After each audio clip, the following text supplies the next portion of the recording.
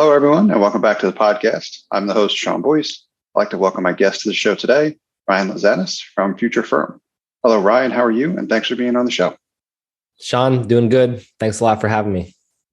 Absolutely. And I'm very excited to talk with you more about your background and how you help small CPA firms and CPAs individually as well, too.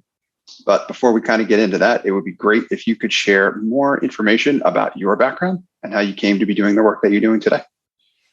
Yeah, sure. So, I'm a CPA born and raised in Montreal, Canada. I started my accounting career at a pretty small, typical traditional CPA firm, saw the inner workings of that firm, and went to industry briefly after that. And then in 2013, I decided to start an accounting firm of my own. I wanted to start my own business, wanted to give myself a better life, give myself more freedom and more opportunities, basically. So I started a firm called Zen Accounting. And it was one of the first of its kind when I started. It was one of the very first fully virtual online firms in North America, really centered around trying to just make accounting easier for small business owners. I identified mostly with the entrepreneur. I was an accountant, but never really felt that was an accountant. I felt more like an entrepreneur. And I thought accounting was just too painful. Used cloud accounting software at a time when people weren't using it, met with clients virtually at a time when people weren't working with their accountants like that, and just focused on making it a pleasurable accounting experience and making it as pain-free as possible. I started it from scratch as a one-man show with 0 clients, having absolutely no clue what to do, made all the mistakes possible, and probably got a few of my gray hairs thanks to that, but ended up piecing together a model that was far more scalable than the typical traditional accounting firm model. And fast forward 5 years after starting my firm from scratch, it was acquired by a large European corporate services firm, which is a very interesting experience going through that process.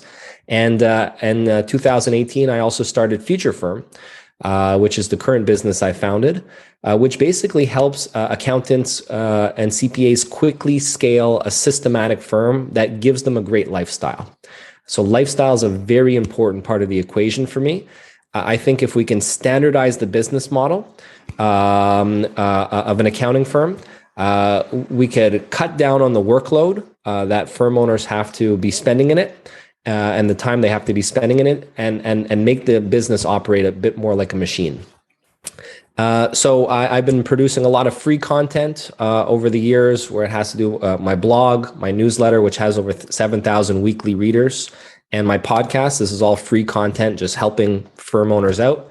And I also have my Future Firm Accelerate online coaching membership, where I'm giving training on how to actually implement a scalable, systematic model that improves people's work lifestyle, coaching from myself within the platform, and a community of hundreds of other modern entrepreneurial firm owners that all get together online and collaborate and share best practices. And that's all wrapped up in a monthly membership model. So I hope I didn't go too long there, but that's a little bit of an overview of myself. Needless to say, pretty accomplished, and you've been quite busy. Thank you. Going I appreciate on. That. And I'll quickly comment about Ryan's content. It's fantastic. Huge fan of the podcast, and his newsletter is also excellent. So highly recommend both of those pieces of content that he regularly produces. I consume a lot of it and share as much of it as I can, because there's a lot of really valuable information in there. Much of what you're talking about, Ryan, is obviously music to my ears as a fellow entrepreneur, passionate about automation, technology, and accounting alike. So I'd love to hear you talk a little bit more about kind of the transformation that you have some of these firms and accountants that you work with make in terms of what are they currently experiencing? What does a day in the life look like when they find you? And then what does it look like after they've started to take from some of the strategies that you recommend, some of the things that they've learned? What does that transformation start to look like for the accountants that are listening in? Yeah, so that's a good question, because ultimately what I'm trying to do is help a lot of these people. Like most of the people that I'm working with, they're not looking to build like a multi-billion-dollar empire where they have like a private yacht and a private jet, and they have their own private island. Like they just want a good lifestyle. They want to make a comfortable living, and they want to spend more time with their family, more time on vacation, and they want a business that doesn't drive them into the ground. And oftentimes, what I encounter are firm owners that are just ready to give up, firm owners that are ready to burn quit, out, super stressed out, they're burnt out, they're just working far too many hours, they're spread so thin. And the issue is that there's just a business model problem in their hands. So what I help do is I help clarify, first of all, what do you really want your life to look like? Because most people just get into business and don't even really think about it. They just say, oh, I want to make more money. And, but they don't really think about what they actually want to achieve. So I help them I help them actually clarify, what do you really, really want?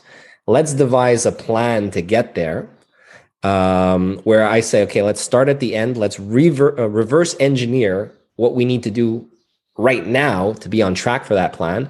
And typically what I'm doing, the first thing that I'm doing is helping them properly value themselves. Because one of the reasons why I think people are so busy is that, and why they're spread so thin, is because they're doing too much for too little, and they're not valuing themselves properly. So that's the foundation that I'm helping them out with, is increasing their prices, helping them package their offerings into something that could be delivered a bit more systematically. And once you have that working out well, you have more margin coming in, you have more headroom, and then there's a lot of directions you can take. You can hire more people, you can invest in more technology. There's a lot of things you can do. So the very first thing I'm typically doing is I'm helping them create that plan, create that vision to where they want to go, and then helping them properly value themselves. So they're feeling better about themselves, feeling better about the business, giving themselves more money coming in, more capacity, so that they could essentially dedicate that to other areas of the business. Yeah, I love that vision. Self-admittedly as well, also big part of what I'm always trying to do with my own work, but having had kind of similar background as well also, which I'm sure a lot of the accountants that wind up working with you and these firms, of just the kind of the culture in the industry, right? And a lot of them that wind up working for sometimes a big four firm earlier in their career, they're, infamous for churn and burn in terms of you enter or start working with one of those firms as an associate, especially during busy season, right? Tax season for the most part, which we kind of just recently got over. It's a free for all. It's crazy. I mean, there is no limit to the amount of hours you're kind of either putting in or expected to be putting in to get to and through that season. And it's a real vicious cycle of, especially in this industry. So I've seen that kind of, even folks that once they stop working for those big four firms, they kind of take that culture with them, and they almost expect to follow that repetitive process itself as well. Also, even if they join a smaller firm or go independent, I'm sure you see a lot of that too. Yeah, I mean, it's almost accepted that this is the way it is. But that's not how it has to be. And again, I think it comes down to properly, there's a lot of issues, it's a cultural thing, like you said, but again, it's not properly valuing yourself.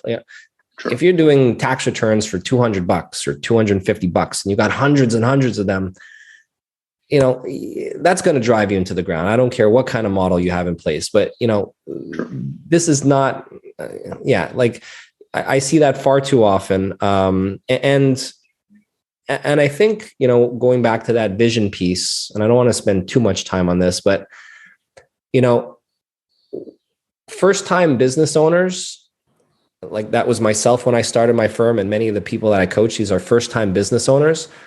We don't we haven't really been, we just kind of jump into business, and we don't really think about what we really, really want out of life. And it just kind of snowballs into something at the end of the day. So I'm trying to help people kind of take a step back and picture what they really want, and then help them pave the path to get there.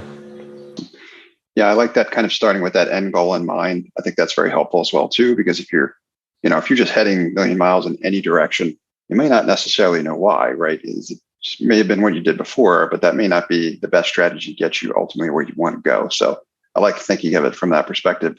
It has a tendency to help with that forest through the trees problem, where you can't really see where I'm going. I'm just too close to it, right? So I imagine your perspective is awfully helpful there. The other question I had was kind of unrelated to You mentioned a couple of examples already where you're doing, large volume of work for low price point, which is, might keep you busy, but it's also going to drive you crazy, right? So that doesn't really help. Yeah, that's a poor way to kind of go about what it is you're trying to build for yourself. And I love this vision for enabling this healthy lifestyle, properly valuing your time. Other things that I would add as well too, which I know you help people with as well also, is like increasing their leverage, being able to do more with less, figuring out ways they can invest in like operational efficiencies, automation and technology, which is a lot of what we talk about on this show and the work that we do or the work that I do. I'd love to hear you talk a little bit more about that as well too, because you share a lot of great, valuable advice there, which is doesn't need to be super complicated when it comes to like automation and tech, but there's a lot of little things that you can invest in, which are ubiquitous these days and offer accountants really a lot of advantages of being able to improve the efficiency of the work that they do and make a lot of these tasks that were repetitive, very time consuming, much more automated, much more efficient, and a lot easier on them, which is obviously one of your key themes. Yeah. So I guess what question do you have in mind there? Yeah. I'd love to hear you talk more about kind of your strategy for these same individuals when it comes to evaluating the tools and resources that they use from a technology and automation perspective. Like what type of, what's the best guidance or advice you have for anywhere from the individual CPA up to these smaller firms in terms of how they should be thinking about improving their efficiency as well too? Like per se, if they want to be able to do more work, but they don't want to invest more time, which is a key element, I think, of what you're saying as well too, right? Is I know historically and in the industry and culture-wise, there's an element of kind of just, we will meet the demand with like just throwing more bodies at it, as in we'll just invest more time, but that doesn't need to be the way that it has to operate. I'd love to hear you talk more about like what your best recommendations are for some of these firms to look where they can increase their leverage and improve their efficiency by, using better resources or more appropriate resources. Yeah. So obviously automation and technology is a very big theme these days for a lot of accountants and firm owners. And, that's the number one thing they're seeking is, more technology, more automation, because if we could just press that button, our lives will be a lot easier. But there's work that has to be done before we put the technology in place, in my opinion. And that's why I always start at the offer level, because I think to scale a professional services model, you have to have a productized service where you can have a service or a set of services that are packaged in a similar way across your customer base that can then be delivered in a more systematic, can be sold, marketed, and delivered in a more systematic manner. So I think that's really the only way to actually scale a professional services model. Then we can apply automation and technology to it to kick it into overdrive. So I'm a big proponent of technology on automation. I really enjoy that aspect of things, but I think there's a bit of groundwork that needs to be put in place first before we can just expect all this technology and automation to magically work on its own. The other thing I would say is there's so much shiny object syndrome that I see, and I'm sure you see this as well, Sean. It's like, oh, I saw this app. I think we need to implement. I saw this app. I think we need to implement this. Like, it's just bouncing around between these different apps that come into view. And probably that's not the right way to do it. Like when it comes to, and I'd say you're probably stronger than me, than I am in this area, but there has to be some kind of reason, like it has to be part of some kind of strategy or strategic plan or some kind of goals that you have in mind first for what you want to smooth out before you actually start, shopping for that software. So there's just too much shiny object syndrome and just people like trying to implement apps for the sake of it. So really we have to think back to our strategic plan about why we want to implement these apps in the first place. Such a good point. I see it all the time. I'm glad you mentioned process first, right? Let's focus on the effectiveness first before we get to the efficiency. People have a tendency to want to skip those steps and go right to that future vision. It's like, wow, man, if I had that tool, that would change everything for my firm. What you don't see is all the hard work that you're going to need to do in order to ensure that that's the right tool that you ultimately need to achieve the objective you're trying to achieve, because you may be skipping a whole host of steps, which are really important to see whether or not that could even be successful. And you talk a lot about this as well too, productizing services and productized services, which a lot of great content you've produced on this as well. Also, I'd love to hear you talk a little bit more about like what's the best advice for folks out there, our accountants and our accounting firms that haven't been thinking about productization all that much. A lot of the firms I connect with have heard of it. Many of them haven't started implementing something like that yet. Love to hear you kind of describe for them what it is, and then why they should start thinking of productizing services, and then what some of the first steps in that process might look like for them. Yeah. So the simple way to think about it is and a lot of firms are doing it these days, where they're taking a set of services and features and they're packaging it up into what they call their bronze, silver, and gold plans. And these plans all follow a same kind of formula. Like they're already pre-packaged. A client should fit within one or close to within one. You should know, like, your bronze plan should be like your entry package, where if a client wants anything below that, you probably reject them. And if your gold should probably be like the max amount of the maximum kind of service level that you want to be providing in your firm. And anything above that, you would probably reject them. And effectively, what we've done is we've now identified your firm's sweet spot, the range of sweet spots, and we just want to be delivering within our sweet spot. And if we can do that, and if we can get clients all on the same kinds of plans and packages, we can more easily onboard them.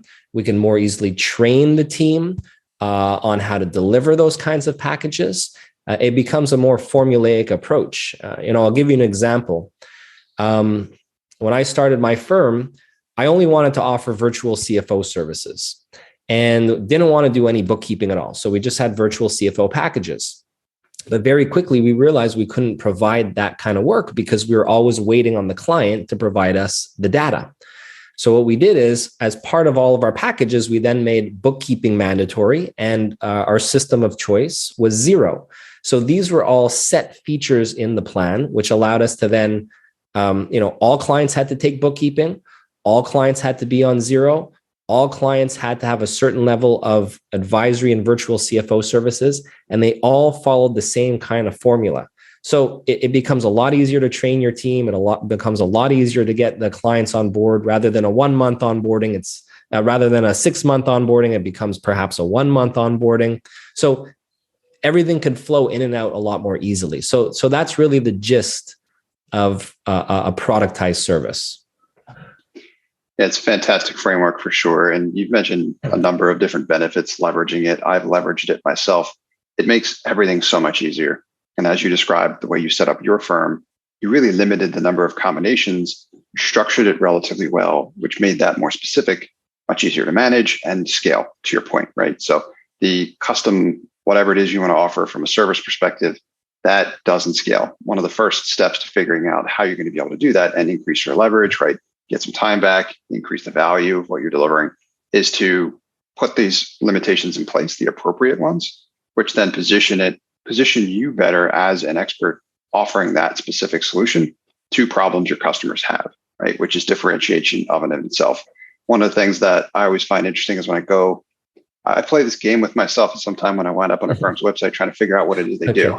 Yeah, okay. It gets difficult sometimes because the way I've always seen it is if you're offering everything, you're not really offering anything, because I can't really figure out what it is you need because I'm looking for one specific thing oftentimes, right? So like, I think a lot of firms think that if I put everything and throw everything with the kitchen sink at them, I'm going to catch something. Like as long as I have it up there, they'll know that I can help them with that. More than anything, that selection anxiety ends up overwhelming a lot of your visitors. So that's a really good point, because I give that precise example in a presentation that I did several months back where I said, okay, this is the example of a non-productized service. And I just flashed like a random firm's website. And it's just a long list of services. And then this is a productized service. This is a firm that offers a productized, and they have like 3 packages and that's it. And they're just selling their sweet spot. And the problem with a lot of firms is that they want the efficiency of technology and automation, but they're not willing to make certain sacrifices on the other end of things like you said, you have to create those filters. You have to be able to be in a position to reject certain types of clients. And you should be rejecting the clients that don't fit within your sweet spot. Like if you want an automated, streamlined, efficient firm, then there's these other decisions you have to make along the way as well. Such a great way to say it, and excellent point. Thank you for sharing. I really appreciate you being here, Ryan. I could talk to you forever about these topics. We've had a lot of great conversations, and I'm looking forward to having you back as well. Also, is there any other advice that you'd like to share for any of our listeners out here before I ask you a couple of closing questions? No real advice. I mean, the big theme for me is always like growth is good, scaling is good, but lifestyle is even more important. And just focus on start with the end in mind. Where do you really want to end up in life? Your business is there to serve you, not the other way around. So where do you really want to end up? And then reverse engineer a plan to get there. Everything that we do needs to be consistent with that plan. And that's what's driven everything that I do. That's what drives a lot of the coaching that I do. So that would be the last piece of advice that I'd share. Fantastic advice. And the two questions I have for you. The first one is, are there any resources where you direct our listeners to where they can learn more about you, the work that you do, or anything that we talked about today? Yeah. So the number one resource is my free weekly newsletter. And I'm just sharing tips, tricks, and content to help you create a more scalable accounting firm that also decreases your workload and improves your lifestyle. There's over 7,000 readers on it at the moment. And you can go to futurefirm.co/newsletter. And for anyone that needs a little bit more help quickly implementing any of the strategies that I talk about, they can go to futurefirmaccelerate.com. Thank you for sharing, Ryan. We'll link to those resources. And again, I'm on Ryan's newsletter. It's fantastic. I bookmark them all the time. Go back and reread them because there's a lot of value in each one. So definitely hop on the list. You won't regret it. And then the last question I have for you, Ryan, is who should reach out to you and how can they get in touch? Yeah. So, generally firms that are startup firms, 6-figure firms, 7-figure firms that, again, are looking to create a business model that makes their life easier, that can operate more like a machine, where they can scale the top line without subsequently increasing their workload, something that gives them a better life. Those are the kind of people that I work with, entrepreneurial, modern firm owners. So those are typically the people that I work with. So if anyone's interested, just head on over to futurefirmaccelerate.com to get all the information you need there. Fantastic. Thank you for sharing, Ryan. We'll link to that in the show notes as well. And thank you for being here and sharing your knowledge and experience with our audience. Really appreciate it, Sean. Thanks for inviting me. Thanks for listening to this episode of Accounting Automation. I hope you found it valuable. I help accounting firms scale their profit exponentially without needing to hire any additional accountants. So if your firm is in growth mode and can't keep up, I'd love to talk to you more about how I can empower your firm to do more with less through automation and technology. To learn more, visit my website, nextstep.io, or email me, Sean@nextstep.io. That's Sean, SEAN, @nextstep, NXTSTEP.io.